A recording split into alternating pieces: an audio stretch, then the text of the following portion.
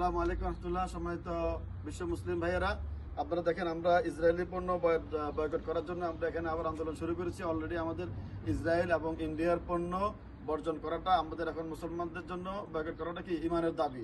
যেহেতু ইসরায়েলি পণ্য হচ্ছে ফিলিস্তিনের রক্ত, এই যে পেপসি, কোক, 7 আপ, মেরেন্ডা, পানি, আকুয়াফিনা, ঠিক আছে, সব হচ্ছে কি ইসরায়েলি পণ্য, এটা হলো ফিলিস্তিনের রক্ত। আর ইন্ডিয়ার পণ্য হচ্ছে গোমূত্র। অতএব ইন্ডিয়ার পণ্য এবং ইসরায়েলি পণ্য আমরা কি করবো, সবাই বয়কট করবো, এটা আমাদের ইমানের দাবি।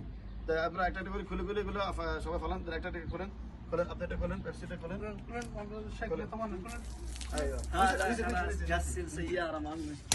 দেখেন, পেপসি, এই যে পেপসি, এই যে পেপসি, এই যে কোকা-কোলা, এই যে আকুয়াফেনা পানি, এটাও আপনার হলো কি ইসরায়েলের পণ্য।